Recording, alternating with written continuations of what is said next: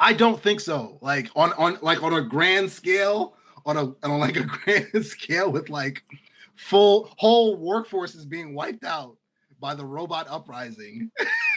All right, so here's the thing, right? By Skynet is taking all the jobs. Nah, man, I don't see.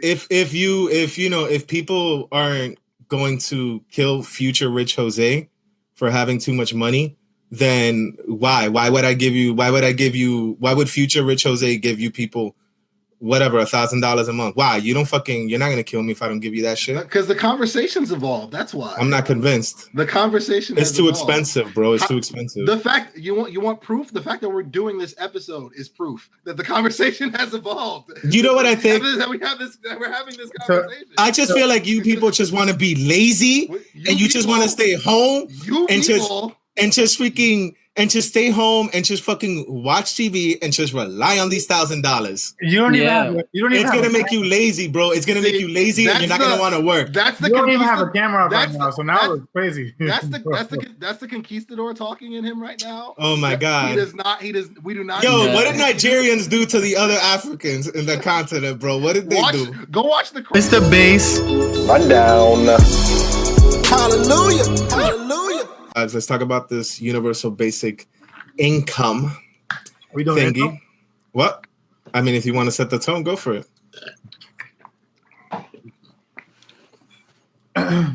Me. Where is this dude? I can't see him. Oh, there he goes.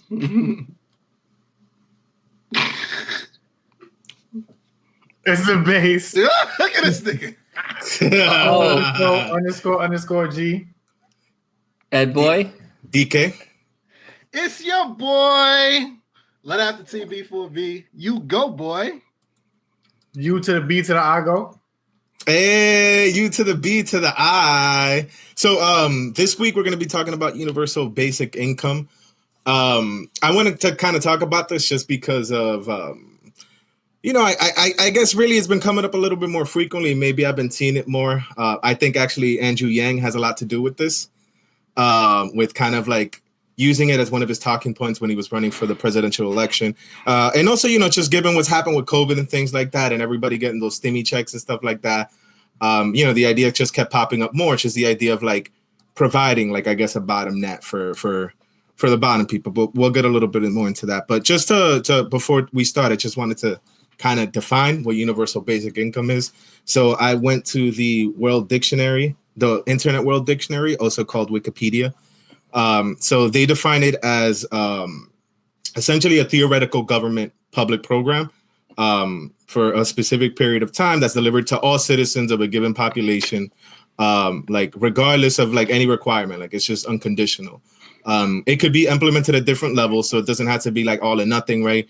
Which we'll speak about clearly a little bit later. It could be applied regionally, locally, nationally, whatever. But it's essentially this, just giving people money for no reason, no strings attached, so they could spend it, I guess, on basic necessities and stuff like that. So what? So the strip club. Well, depends. Depends. I mean, technically, in a way, I don't think there's a they law. need money as long as it's a local business, right? My God, you're gonna bust out the EBT card at the strip club, bro. swiping in the butt cheeks. Swiping in the butt cheeks. So there's actually something I wanted to kind of mention about UBI, just in regards to like what people always say about it. People like to use the scare tactic and attach like communism and socialism to that. And UBI is not socialism, right? Like socialism is when the means of production and distribution are shared and owned by all of society. That's not what we're talking about here. This is a little bit different. It's kind of like it's a capitalist like idea, right? So I just kind of wanted to like set that out there before we got started. Yeah, I don't know if there's anything else you wanted to add. I mean, from your end, I was specifically seeing this just come up a lot because of the Yang Gang and just him just using it politically. And then after I did a little bit more research, I saw that some other people that actually have been implementing it, also fighting for it, are from his circle. So maybe I smell a universal basic conspiracy here. Oh man! Started by Andrew Yang, the plant from communist China. Yeah. That's but just to voice the concerns of the other opposing side. Oh God. I mean, it's an interesting topic because it's one of those things that a lot of people have been thinking about more and more, especially due to like COVID. A lot of people are out of jobs, and it was already kind of, I remember it coming up, even prior to the election.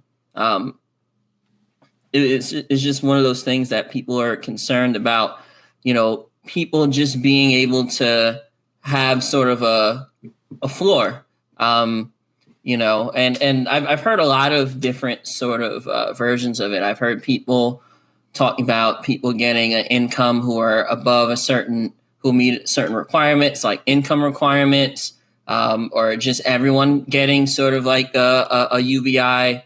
I've heard versions where you get UBI to be spent on specific things. It's just like a really encompassing thing. And I think, like we mentioned earlier, people think of it as socialism because people just associate socialism with free stuff and don't actually know what it means. But really what it is that, or at least the way that I see it, it is kind of like a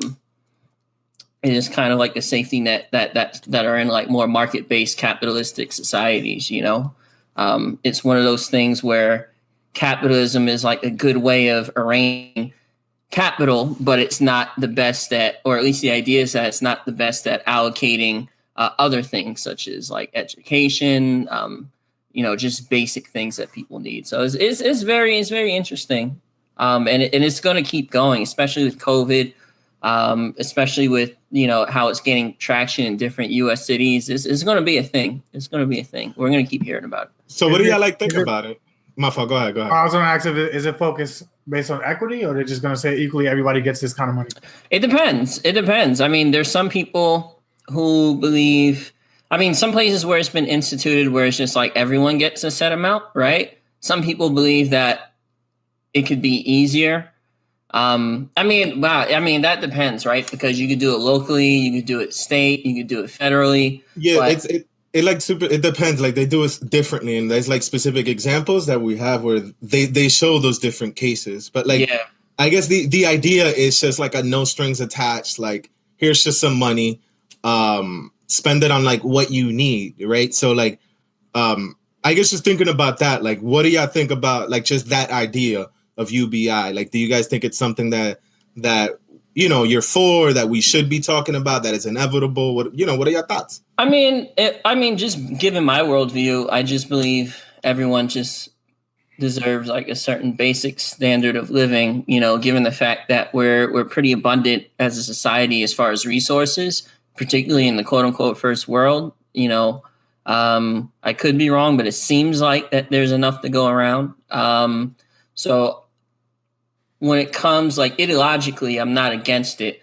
I don't know enough to know how it be implemented, but I'm thinking like if you had a UBI, I wonder if it could even replace things that are already in existence, right? Like you have things like WIC, SNAP, things like that. Like other welfare programs. Yeah, if you just did like a UBI that will just, everyone gets X thousands of dollars a month, I wonder if that'll help the problem. It'll make things worse. And if it'll be like a net, sort of wash. I'm just curious as to like how a UBI would compare to like existing programs.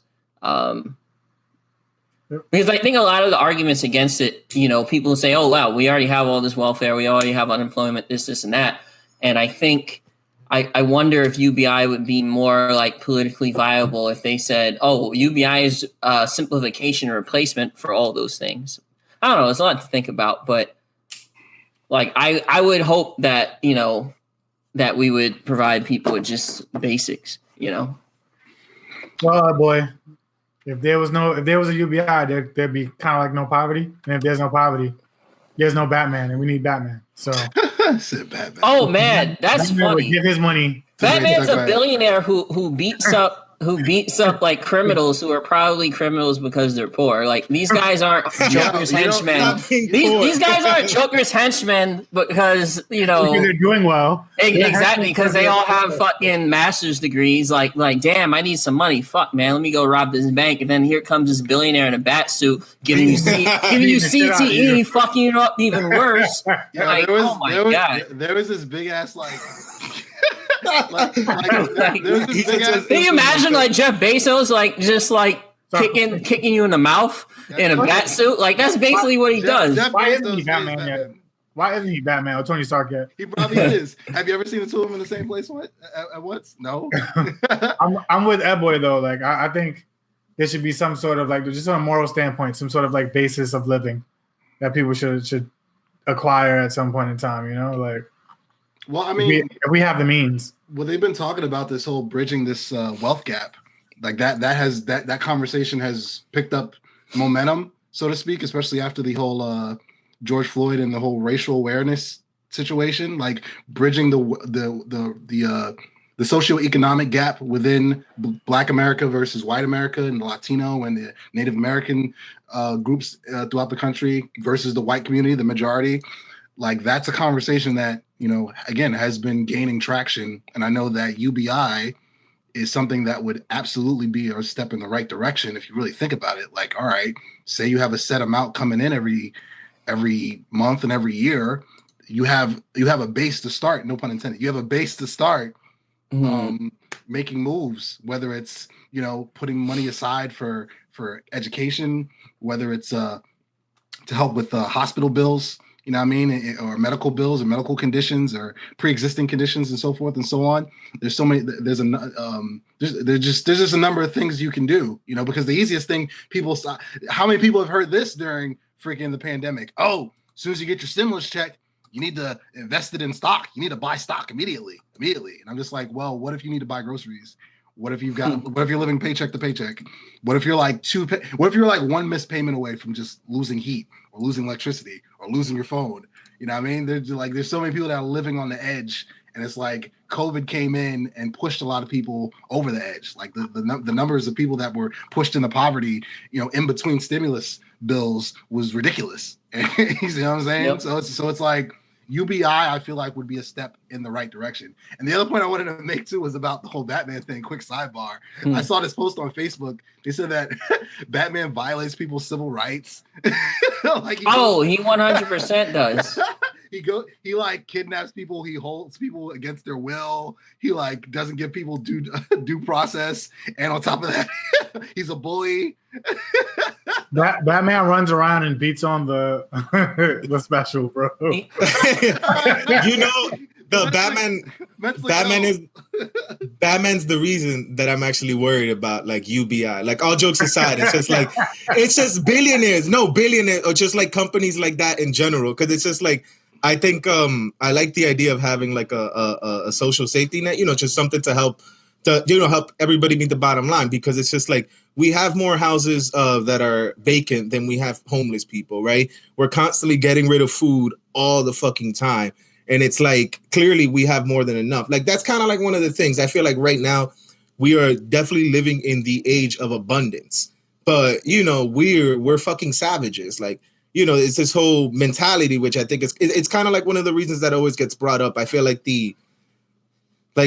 this whole thing about whether you deserve it or not. But besides the point, like, I think, and like, I guess before I started researching a little bit of the UBI stuff, I kind of went in thinking that this was not really knowing anything about it, thinking that maybe I was going to lean on the don't want it at all, because maybe, you know, I figured it was going to be bad, right? Like if I actually looked at the numbers, it was going to be bad. But like, there's been a lot of cases where it's been implemented and it's actually turned out good. Like, mind you, you know, it's within a short time span. But which is kind of like my thing, right? I feel like if, say, for instance, we were to give right, everybody $1,000 like a month, like, which is what people are suggesting, right? Like $1,000 per adult, and then like or $12,000 a year per adult, and $4,000 per year per child, right? But I kind of see it as like some tech companies are just or companies in general are gonna be like, all right, so that means we could pay you less, because I feel like the problem is, right, it's this whole thing about like the distribution of wealth, right? Like 85% of like the you know, the wealth that's in the world belongs to like 10% of the world's richest people. That shit is ridiculous.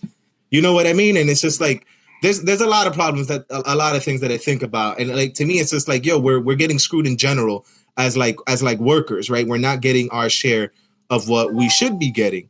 And then there's the other thing about like, right, wealth is built over generations, right? So it's this one thing where like what we're living off right now is it's not based off, you know, what we created, right? It's based off collectively what we've created as a society. And like being that wealth is accumulated over generations, right? We've been seeing these companies that have just been hoarding all their wealth over generations, and we get less and less of that, but we help build these things. Not only that, like a lot of funding for some of these research is funded by public money, and we don't even get our share of it. So it's like, yes, I think I think that the problem is more the you know, how wealth is being hoarded, clearly, because we don't have enough to you know, to just, if people don't have enough to pay their basics, then that was terrible. Then, you know, it's like we're then why, right? And it's just like, I feel like this will help kind of with the problem initially, but I worry about eventually companies just being like, fuck it, we're gonna pay you less money.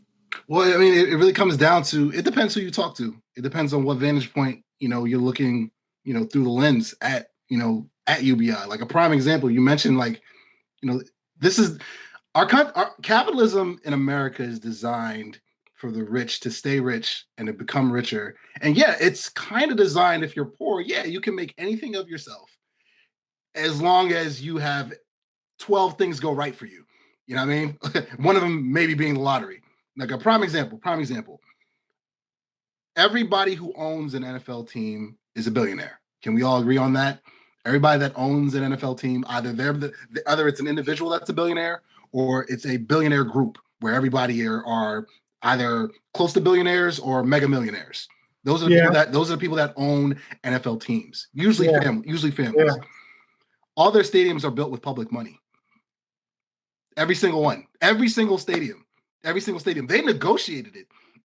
Because just like the players have a collective bargaining agreement, the owners have their own charter or their own set of Bill of Rights or whatever that dictates how they go about running the league, so to speak. And go ahead. If you play Sin City, the rapport goes up when you have a stadium in the city. Now go ahead. I thought you were like going to talk about. I thought you were going to talk about Ballers, because in Ballers, like The Rock, like became the owner of like the team in Las Vegas or some shit like that, and I was just like, that would never happen. They would never allow him to join that fraternity or whatever. But it's a prime example. Like just the way the NFL runs is a prime example of good old fashioned American capitalism at its finest. So you mean to tell me 32 billionaires or mega millionaires can't fund their own stadiums? They can't just cut a check and be like, you know what? I want to build a new stadium. Boom. No. That's not how it's set up. The consumer fits the bill for every single stadium. And that's the way it's set up across, whether it's a big market, like say a Dallas or a New York, or a small market, like a Green Bay or Kansas City. It doesn't matter. It's the same blueprint. It's the same capitalism. So that's the way America's designed. So an NFL owner, you bring up UBI to like Jerry Jones or the Kraft family in Boston or whatnot, they're going to be like, that's a poor person's problem. This is America. They can pull themselves up by their bootstraps. So it depends. It all depends who you talk to. Yeah. So why do y'all want UBI besides free money? That's what I want. I mean, that's the only reason why, bro. I don't necessarily want it, but it would be something. I'll take it. It's on yours. No. I mean, if you don't want it, I'll take it. Are you sure? I can help you out with that problem, sir. No, you can't. You're just going to spend it on dumb stuff. Dude, you don't qualify for it. Andrew Yang does not qualify for UBI. So no, it's unconditional, bro. Everybody it depends. It could be unconditional. It could just be like, sort of the like tax deductions, how you can get like, you know, you file as a single person, you get the standard deduction. It could be like that. I mean, that's essentially what it is. Like when you think of, you know, tax breaks, credits, UBI, it's all, you're either, at the end of the day, it's like no matter what form it takes, it's either you're getting money or you're losing money, right? So there's many ways to institute it without giving people money. Like you kind of think of like, you know, like tax deductions is kind of like a UBI-ish kind of thing, right? Like there's so many ways it could be instituted. I Yeah. want to talk specifically about straight cash, like not these other random ones, like specifically what they're talking about here and like the examples, just straight cash that's given to you. Not because like the example that Yang that like Yang is popularizing, right, is the $1,000, right, in everybody's pocket. Like that specific I wonder thing, why I picked that number. What's special about that number in particular? Is it just like something that you can anchor onto, or like what is it about $1,000? I don't know, probably something you could maybe there was some like reasoning behind like why $12,000 makes sense. But the whole thing is that like $12,000 right per year means different depending upon where you live. Like right in the US. You know, and what I actually see, right, if say we were to just do that one, right, I can see a lot of tech people just moving to other parts of like the US where things are cheaper to be able to take advantage of that. Absolutely. Like, I feel like that'll spread everything out. You'll start seeing people moving in droves to freaking to freaking the South or in Pennsylvania or the Midwest where it's cheaper to just straight up buy a home. You see what I'm saying? You know, not even where like for the cost of buying a freaking 5-bedroom house in, I don't know, Mississippi or Georgia to buy a freaking studio in New York or a studio in not Jersey. even not even a studio. I'm sorry, to buy a bathroom in a studio in New York or Jersey. A closet. It's a closet. That's more like closet. And then I become a henchman. So it's like from our viewpoint, like from an ethical standpoint, it makes sense to institute it. But I wonder what would be the downsides, you know, like how much it would cost compared to what we have now. That could be a thing. No, go ahead. I saw an estimate that it would take, like, I think Andrew Yang said like something like 2.7 trillion. And some people are estimating like 3.3 trillion, you know, every year and going up to like, you know, about 40 trillion over 10 years. And I guess when you compare that number and compare it to like, I guess our GDP, I'm not 100% sure, you know, how that would actually affect us. But I just think that like the idea of like, actually, I'll just end it at that before I bring up another topic. Well, I know one plan, because like $3 trillion, that's fucking expensive. But I know one thing that people propose is to do kind of like a sort of like a budget neutral thing where it doesn't cost any more than what we spend already on programs, but that would require a pulling back of the existing welfare programs that we have, including Medicare, including things for veterans, including Social Security. I wonder what would be the cost benefit to that. That's like way above my pay grade, but that's like an interesting thought. You know, I don't know. I completely agree with that point. I believe that if it were to come to fruition, first of all, you'd need a Democratic House, Democratic Senate, and Democratic president. You need more. You need more than that. No, I'm just saying, just to start. You need a democratic dictatorship. I'm saying just for the conversation to be taken seriously, you wouldn't just need those three just to get the conversation started. You would need those three to start with. That's where I'm getting at. I'm not saying that's the be all end all. Oh, you got those three. Boom, it's gonna happen tomorrow. Like no. I'm just saying that would allow it to even be remotely possible. To take it a step further, what I'm saying is, I'm with you. This is on some freaking Full Metal Alchemist shit. This is some equivalent exchange shit that would have to go on if for this to happen. Say this gets pushed through the House, the Senate, and onto the president's desk. What's getting cut? What's getting cut? Because you know what? Something's gonna have to go. Something's either gonna go completely in the like on the low, or something automatic just out the wind. Like, yeah, okay, so Social Security is getting cut. Hey, surprise! What if we just collect taxes from the people that should be paying their fucking taxes? Tax the rich, AOC. Well, girl. I figured it out. Everybody, just taxes. That's a hard case to make when you frame it like that, because technically most of the taxes are paid by people who at least not the percentage of their income, but like most of the tax base, I think, comes from middle class or wealthy people. Smart people don't really pay taxes. They pay taxes in other ways. They didn't they pay taxes in other ways, but facts. You know, facts. Didn't Biden release or is trying to get something pushed through that would raise the taxes on rich people? Yeah, I think to he's help pay for this. I think he's trying to raise the top income brackets. I'm not exactly sure 100%, but I'm pretty sure he's trying to raise the top income brackets. Because way back in the day, if you go way deep in American history, it was as high as like 90%. Like it was insane. But you know, 100 years of policy will, change things, change the landscape a lot. If BAOC and the progressives had their way, taxing the rich would be number one on the to-do list. And by the rich, I mean the top 1%, starting with them. So let's step back a bit though. So what's the difference between UBI? If I didn't know, what's the difference between UBI and socialism? So UBI is just the government. Let's make it super simple. UBI, government gives everyone a check. You get money, is Oprah. Okay, you get money. Oprah's president. That's what we need. All right, everyone gets a car. Everyone gets a new fucking Honda Accord. You get a Honda Accord. That's the new UBI, right? Socialism is when the people collectively own the means of production and distribution. So, like for example, like let's say. I'm trying to make it real simple. Let's say you own a company. Let's say there's a company, right?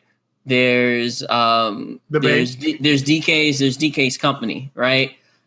There wouldn't be an owner of the company, right? Or there wouldn't be someone who owns X percent of this company. It would be owned collectively by the people who work there, or owned collectively by society. So like for example, if you wouldn't be able to like own like a second home that you rent out. You wouldn't be able to be like a landlord or something like that, because that would be owned by society collectively. And then democratically, it would be assigned to different people. Now that could take a million different forms. That's his own fucking like series of whatever, but that's the difference. The only thing this is like real simple. The government cuts everyone a check, or whatever demographic of people in check for whatever reason. Or universal health care. We could take it a step further. Like everyone considers universal health care. I'm sorry. Everybody that's Republican or top 1% Republican, MAGAites, they consider universal health care as socialism, right? Because it benefits everybody, and the quote unquote top 1%, they're fitting the bill for it in their minds, whatever. So yeah, all that stuff, all that jazz. I mean, in a way, they'd probably be right, but I don't think I don't think that's a lot of people wouldn't take that as like an argument against it. Some people just be like, well, yeah, no shit. Like, the people who benefit most from the society should pay in the most, but You mean from the second I'm born, I have healthcare forever for my entire life? Oh, okay. I guess that's a good thing. Hey, that would be awesome. I mean, we'd be like Scandinavian countries. I mean, like even countries that do healthcare like that, they have different structures, and there's still like private practices that exist in a lot of different countries. Every country does it differently, but America is like probably one of the few countries in the quote unquote first world where you could completely lose your shirt from an ambulance visit. Yeah, like people unironically would rather call Uber than fucking take an ambulance because they don't want that bill. They charge you $400, bro. Dude, they don't want that bill. Every time I go to Walgreens, anytime I have like a freaking sinus infection or need anything, you have a sinus. Anytime I have a sinus infection or anything, just anything, any nook or cranny, anything wrong with me.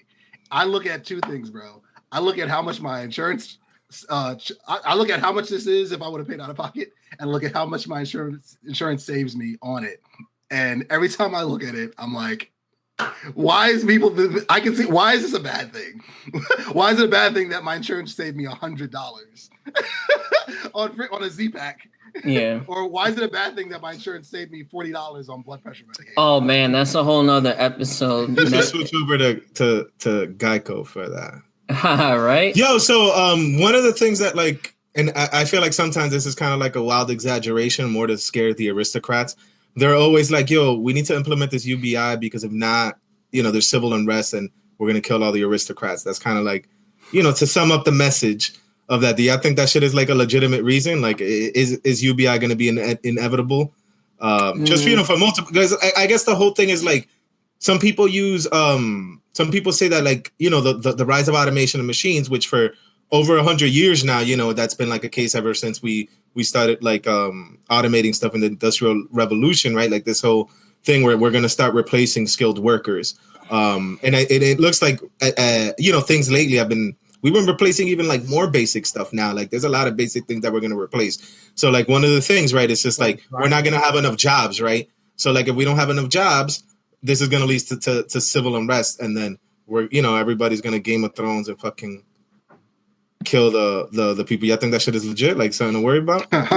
Should we if we become rich, should we hide it? That's gonna, man, like things are like that were way more feasible, like, you know, the French Revolution, when, you know, you could just run down to the to the castle and then just drag everyone out and put them on guillotines. But I think in general, like, civil unrest is always going to happen for different reasons. But I think despite the problems that we have in our society, despite how unequal things are from certain vantage points, I think we're too comfortable for that to happen. Like, it would have to be something catastrophic for that to happen. It would have to be jobs, bro. No jobs. It would have to be worse, because like we went through something like that through COVID, right? Like, you know, and there was some civil unrest, right? But a lot of people lost their shirts. A lot of people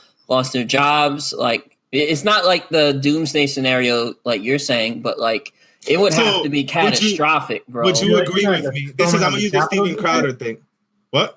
I said, you mean like a storming of the Capitol? Oh, no. I'm gonna pull a move from Steven Crowder or Ben Shapiro. Would you agree with me that automation is replacing jobs of unskilled workers? Would you agree with me on that? Yes or no? Yes or no? Yes or no? Yes, so you guys would agree. Nah, let me stop. Let me let you say your shit. No, they are. I would slap him in the face if he pressed me like that, because he's annoying. I don't like his voice. But yeah, you know, member slap Shapiro. That'd be on some World Star. That'd be World Star right there. Again, it all depends who you talk to, man. Like, you see what I'm saying? I mean, you can. I can see both sides. You know, not to be like right in the middle and be moderate, but I'm saying, like, you go to McDonald's in Midtown, or go to any McDonald's in like a big city or whatnot. All on screens, baby. All screens. It wasn't like that 2, 3, 4, 5 years ago. It wasn't like that. You see what I'm saying? Or go to freaking these automobile factories or whatnot.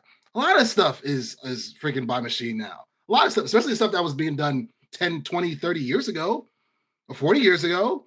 You know what I mean? Building like windshields and doors and freaking air conditioning systems and this, that, and the third. A lot of stuff's done by machines. You know what I mean? Now, will we ever get to the point like iRobot, where the entire factory is just all completely machine run? Maybe. Who knows? I just don't think that's feasible in this lifetime. Unless you're in Japan. Anything's possible in Japan. But to go on the Ed Boy's point, I don't think so. Like on a grand scale, on a grand scale with like whole workforces being wiped out by the robot uprising. All right, so here's the thing, right? By Skynet is taking all the jobs. Nah, man, I don't see if people aren't going to kill future rich Jose for having too much money, then why would future rich Jose give you people whatever $1,000 a month? Why? You're not gonna kill me if I don't give you that shit. Because the conversation's evolved. That's why. I'm not convinced. The conversation it's too expensive, bro. It's too expensive. The fact you want proof. The fact that we're doing this episode is proof that the conversation has evolved. You know what I think? That we're having this conversation. I just feel like you people just want to be lazy and you just want to stay home and just stay home and just fucking watch TV and just rely on these $1,000. It's gonna make you lazy, bro. It's gonna make you lazy, and you're not gonna want to work. You don't even have a camera right now, so now it's crazy. That's the conquistador talking in him right now. Oh my god. He does. We do not. Yo, what did Nigerians do to the other Africans in the continent, bro? What did they do? Go watch The Crown. Much to DK's point, though, I think a big fair or one of the big fairs would be like, what are these people going to spend the money on? Fireworks. Oh man! Oh, the summer in New York is coming. No, I'm kidding. Here we go again, bro. They've been doing what's even? No, go ahead, boy. Well, I mean, but there, that's part of the like counter arguments. Also, like like DK was saying, destroying the incentive to work. People, is often cited that if you give people sort of a baseline, they're not incentivized to work out of necessity. It's people argue that it's necessary that people be forced to work and contribute in order to live. Otherwise, they'll be idle. That's like a very common sort of retort that I hear. I feel like supporters think that like people are gonna have all this free time. And I mean, the places that it has been implemented, it did show that they ended up working a little bit less, right, from their main job. But it's just like, what's to say like they're actually gonna try to do something productive? I hear this argument, dude, all the time when I see like a Mitch McConnell or one of these old Wall Street like fat cats. Like for instance, prime example, Mitch McConnell. They interviewed him, I think last week or 2 weeks ago, and he was like, "Why the?" He basically said that the economy needs to open throughout the country right now. Like all these stimulus checks people have been stacking up. They've got a great place to start. If the economy were to open up tomorrow, they have all this stimulus money that they can inject right into the economy right now that they've been saving up or sitting on all these months. When again, how many people have been paycheck to paycheck? How many people, as soon as they got their stimulus, it went right to bills within moments. Some people didn't even see their stimulus because debt collectors took it. So again, I hear the old school, old guard, the freaking dinosaurs who are so out of touch with what's really going on with middle class and working class Americans. I hear that as their top argument versus people that, are younger, that are under the age of 90, that understand what the hell's going on. They're not saying that. They're not. You know what I hear? I hear that you also want to break down the family structure using UBI as the plan. No, that's actually one of the things that I've actually heard. And it goes back to the whole thing where it's just like, no, man, it's like, I heard this. This was actually one of their arguments that it was like, okay. Jose Shapiro over here. It's actually I was watching his things just to get some ideas of what to say. No, but here's kind of like the thing, right? They're saying that like the way if you take away this desire to like, or not this desire, the necessity, excuse me, let me take it back. It's just like the idea is that like families are formed because of this dependency, right? Like this interdependentness to like, kind of build together, right? Build capital together. Like there's just I guess their idea is just that like people primarily stay together because it's definitely financially just more, just better in the long run for multiple reasons, right? Because maybe this family unit as it's structured just lines better to that, things like that. But that's essentially what they're kind of saying, that like, if we don't have this, if everybody has this safety net, why do people want to start a family? Which I was like, they're not going to start a family anyways if they didn't. I mean, that's a little bit of a reach. No, that's the thing. Some of the arguments to me are like a reach. Like that to me is a fucking reach, bro. Like that was such a reach. But it is an argument they make. No, you're right. And again, that the majority of the people, I'm gonna die on this hill, bro. The majority of the people that like are on that tip, bro, they're fucking out of touch with like they've been rich. They're legacy kids first and foremost. They've always been rich. They're the Jared Kushners of the world. They're the freaking Bill Gates, not Bill Gates. They're the freaking they're the Mitch McConnells of the world. They're the Trumps of the world. They've always been rich. They've always been rich. Why do black people complain so much? Why don't they just go get money? Why do poor people complain so much? Why do they need Section 8? Why do they need welfare? Why do they need government assistance? Why don't they just go get money? It's those people. They're out of touch with reality. So that's why they say these preposterous notions of like, yeah, it's going to destroy this and it's going to destroy that, and they should just go get money. They should just find something new. Embrace the chaos. Any of that shit sound familiar, guys? So pretty much, y'all don't think it's gonna make bootstrap people lazy, and y'all don't think it's gonna break down the family structure. I have no idea about the family structure. There's so many. Man, that's so loaded because there's so many like factors that impact how families are structured in a given society, and like what we consider, the nuclear family structure. Who says that's the best family structure, throughout history? That's like a pretty recent phenomena for a society to have, mom, dad, 2 kids, white picket fence. Like that's a pretty recent phenomenon in human history. So it's like, I can't even begin to, that needs its own episode. I can't even address that properly. Red pill. I just know that Princeton, I think Harvard, and I do think Yale as well. I think I was watching CNBC or CNN. They, especially when the stimulus talk was really at its height a couple months ago, they were doing studies, freaking researching and asking people like, listen, so, if you get your stimulus money, is this going to keep you from going back to work? No, I want to go work. I want to go back to work. I want to work.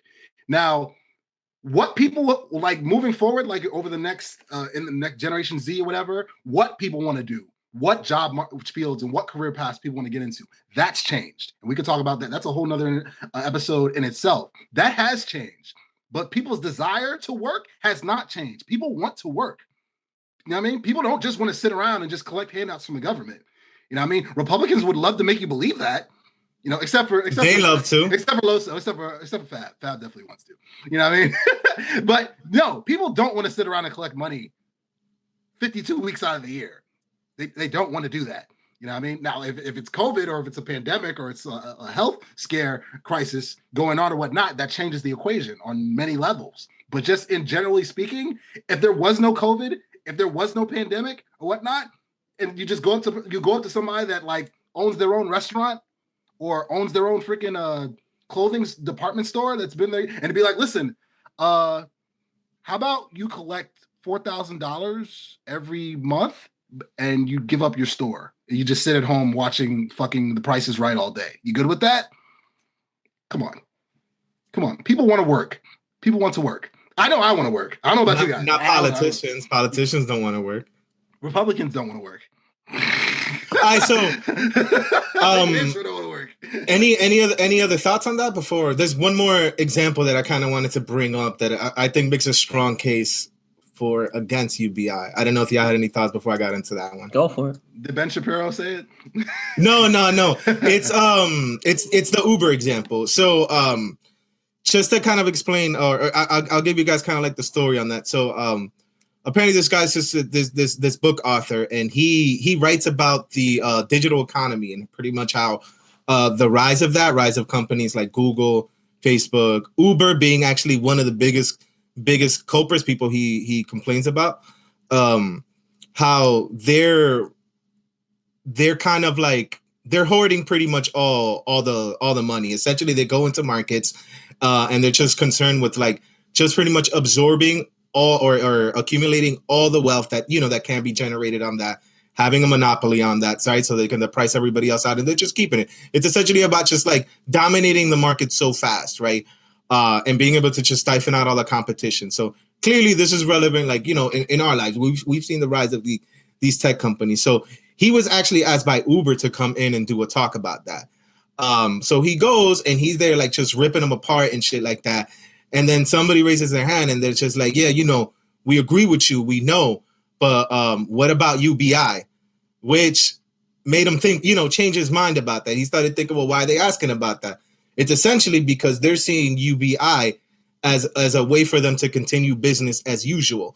If they don't have to pay their workers a fair living wage, they won't, right? Because the idea is UBI is going to be providing this safety net, so now I can pay you less. And that's actually what I am most concerned with, to be 100%. Go ahead, bro. No, go ahead. Finish. No, actually, no. I'll end it at that. I think I can bring in some other points afterwards. Well, I just go to what freaking the Squad and AOC and Katie Porter, what they're jumping on tables, freaking, and Bernie Sanders as well. They mention UBI and livable wage, as well as Medicare for all, and a whole bunch of other policies they want to push through. But they mention those as two separate entities, I think, for that reason in itself, because any loophole, freaking the upper class, so to speak. I don't want to just single out Republicans. There are corporate Democrats too who feel the same way. John Ossoff isn't with UBI. We talked about that in the past.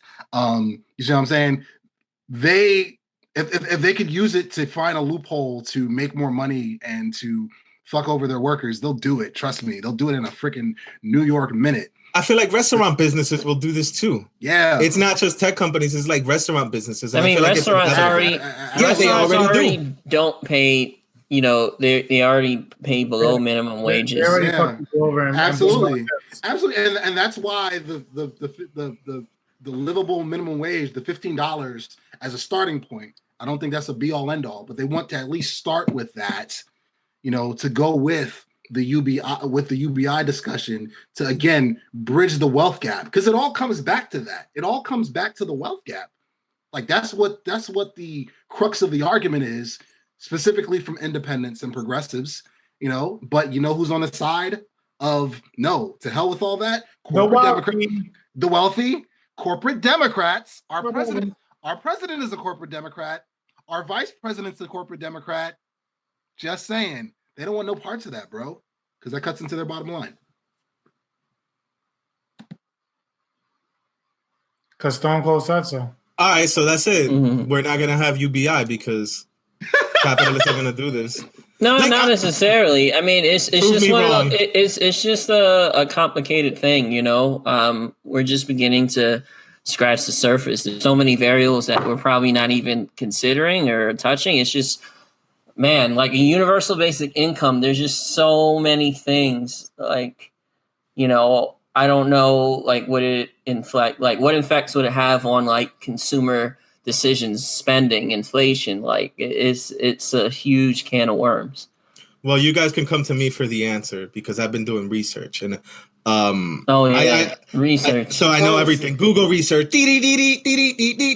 So when I was looking at like other places that UBI has implemented, I came across how South Korea actually implemented that program, which was actually pretty dope. And I kind of like I guess I'll highlight some of the important aspects. So what they essentially did was they gave everybody $250 every 3 months. I don't know what the standard of living is over there, so maybe $250 is a lot of money. But there was conditions on it, right? Like those $250, they had to spend that within the but before their next $250 came through, before those three, by the end of those 3 months, right? So I thought that was pretty neat, right? So people can't stockpile it, and it's going to encourage people to spend. And then the other condition was that you had to spend it locally. So you can't spend it at places like McDonald's, right? Like you would spend it like at the local supermarkets, fast food places and stuff like that. And like the people that they kind of showed there, they were, people that were kind of like in between jobs or work jobs that don't typically get paid a lot of money, like in the service industry, or they were trying to go back to school. So one of the things they highlighted, it was that like they felt a little bit better because they can use this money locally to, just pay off essentials and things like that. The other noticeable thing I wanted to bring up is that they said that local sales increased by 45%. And that's kind of like one of the things that I really liked about this, the way they implemented, was that local condition. So it's just like, you're getting this money, now you need to reinvest this into your neighborhood. So yeah, that was one of the ones that I saw. There was a few other ones, but I don't know what y'all think about that. Like, I felt like that was a pretty good way of implementing it, because like I wouldn't want everybody just spending it on Amazon. I mean, just because like then it's just more money for Amazon like we did right now. I want this shit going to local businesses, right? Like no Starbucks, give it to the local coffee shop. Right in the Hulu, dude. Right in the Prime. Right in Netflix. Right in the HBO Max. But that leaves you more money, right? So that you can spend your extra money on those other things that you want, right? Oh my God, bro. Oh my God. Yeah. He's muted. You're muted, bro. My bad. We should just let you continue. Right? It sounds like I would have figured it out after like 10 minutes. No. It would. It sounds like a good idea, but it's like I'm thinking whenever you put a restriction or you have to add oversight to launching a program, you increase the cost, right? So if a cost is a barrier, I don't know. I think it seems like a good idea.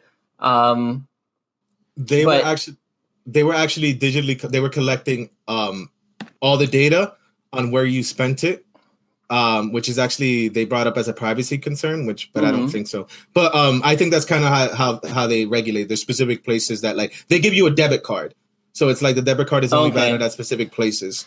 I wonder how much, like, sort of policing the sort of. Like where you spend the money, how much that increases the cost. You know what I mean? Like whenever you have a program and then you're just like, okay, you have these limitations. You need people on the back end to check it, or you need systems in place to prevent people from abusing the system or not spending the system. And that's money that could just be going to people. So I don't know. It seems like a good idea. I just wonder how much, like, let's say if you launch that on like a citywide, countrywide scale, how much that would increase the cost of the actual program. Yeah, dude, I'm with you completely. There's going to have to be a checks and balances with it, just like it is with everything that's in place currently, with unemployment, with Social Security, with pensions, which freaking anything that involves the IRS or Treasury or the government or small businesses giving you money or whatnot. There's something on the back end regulating that shit, bro. It's called Skynet. Are they getting our money? Are they getting the money for this from our taxes? That's probably where it's going to come from. Well, yeah, it has to. Is you either create money or it comes from taxes. Yeah.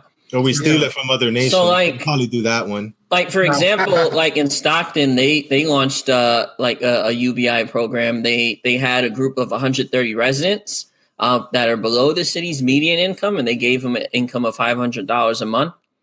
According to the mayor, Michael Tubbs, by the way, he's 29 years old. Mayor of Stockton, grew up in Stockton, only 29 years old. That's awesome. Crazy. That's crazy.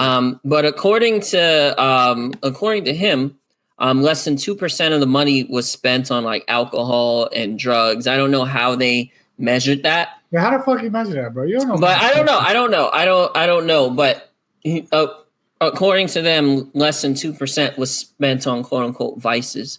So it seems that the idea is that a lot of proponents of UBI are like, people will spend this on things that they need. Like people need first, like people need food first. People need shelter first. People are going to spend that money. And, we shouldn't be so concerned about the few people that are going to spend money on bullshit, because that's like kind of besides the point, the time and effort you spend trying to police those people could just be spent on more money going to the people, so that's like that's like interesting. I don't know. It's such a big thing. They also did it in Hudson, New York too.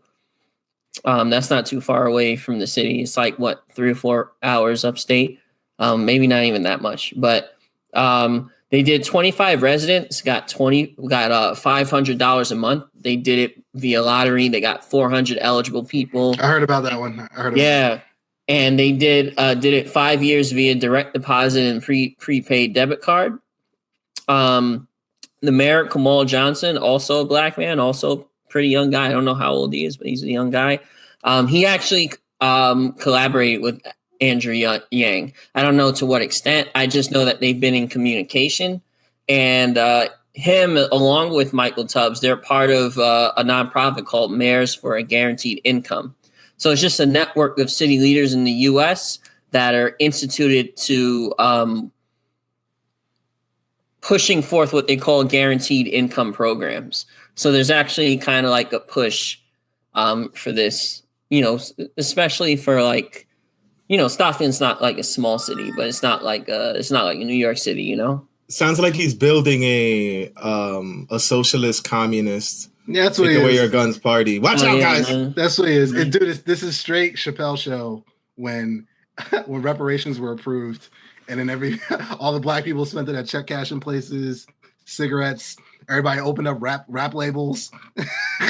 Oh man, the Chappelle that Chappelle show skit was funny. Oh my! Because like I imagine if people got a fuck ton of money, a lot of people would spend it on dumb shit. You know, I heard the expression once that the worst thing, the worst thing you could do, like give to like a drug addict, is a lot of money, because the fact that they're poor is what's keeping them alive, right? So it's like that's from the makers of "We Should Have Never Gave You Niggas Money." It has to be right.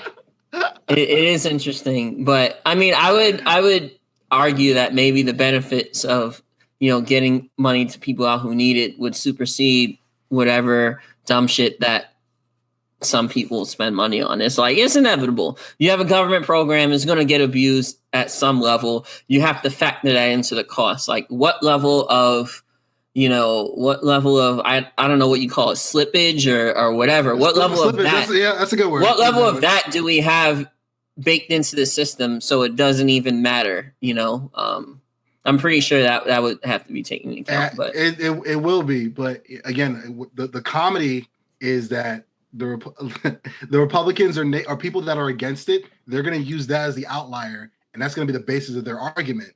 Like, listen, you can't do that. Yo, you're constantly bashing Republicans. Hey, not all Republicans think the same. Is Alaska Republican? Yes, and they have a UBI. Trump won. Look, Alaska, they have a UBI right now. Yeah, Alaska has a UBI. They've had it for a while. They have the Alaska dividend. Did I not come at corporate Democrats too? Like, come on, I'm consistent. Yeah, you're.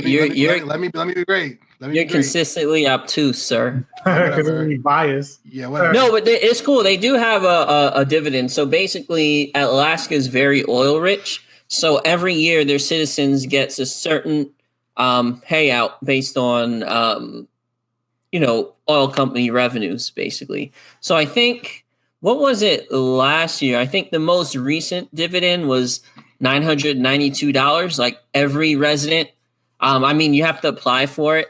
But pretty much virtually like 90+% of people who apply for the program get the money. And I think the only qualification really is that you live in Alaska or you're from Alaska. I think that's the only. So that's pretty interesting because like they have a pretty, like you take an industry that's sort of not defined your state, but like a major industry in your state, and then you take revenue from that, and then you dish it out collectively. That's like an interesting way of doing it.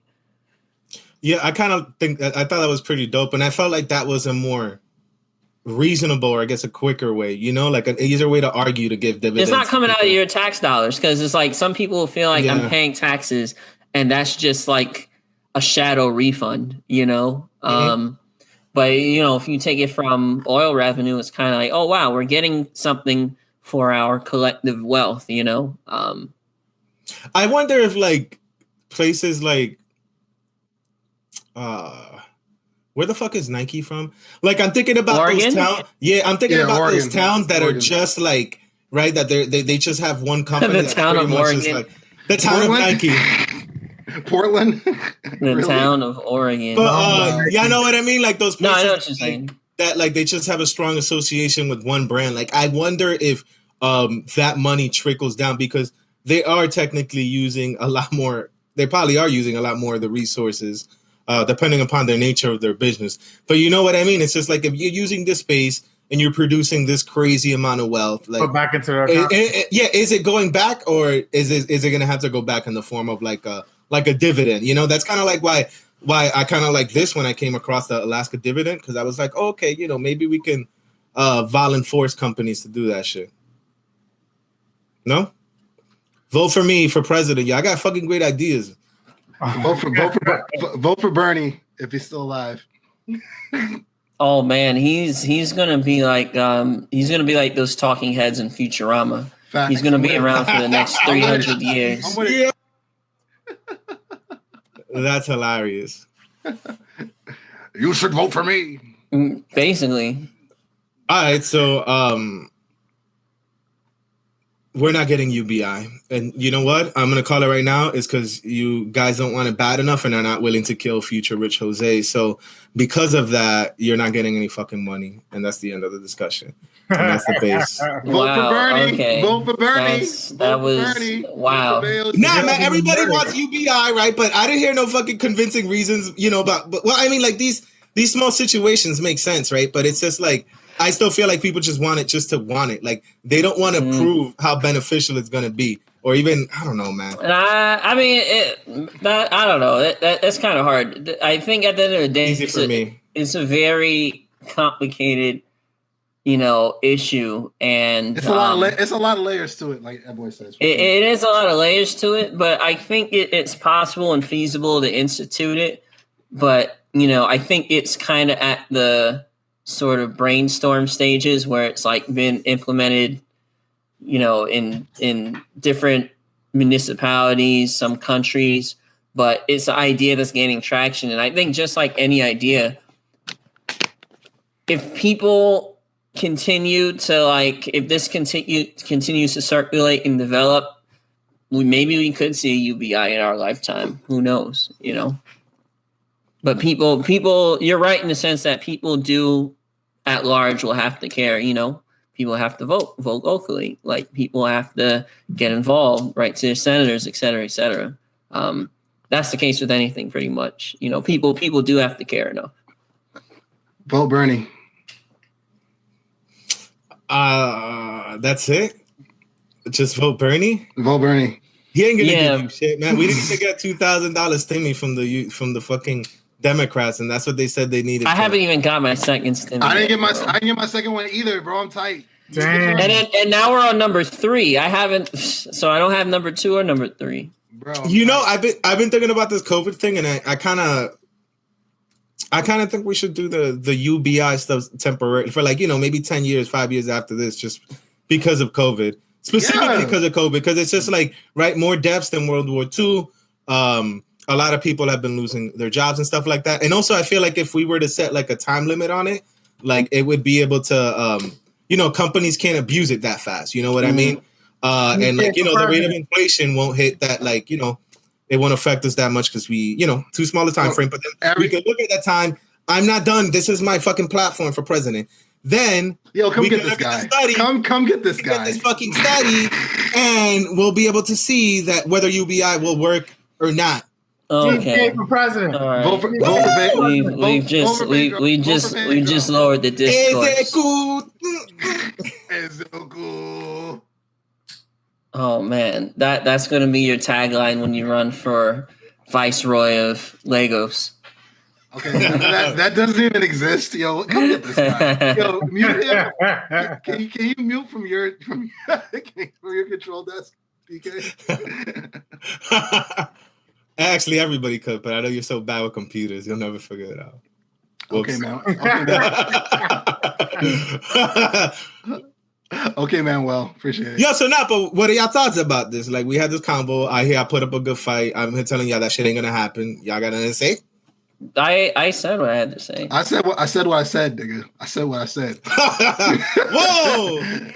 All right, and I guess that's the base. Vote for me, 2024, people. PK for president. Vote for Biden. For president. Vote for Biden. You're going against The Rock. I hope you know.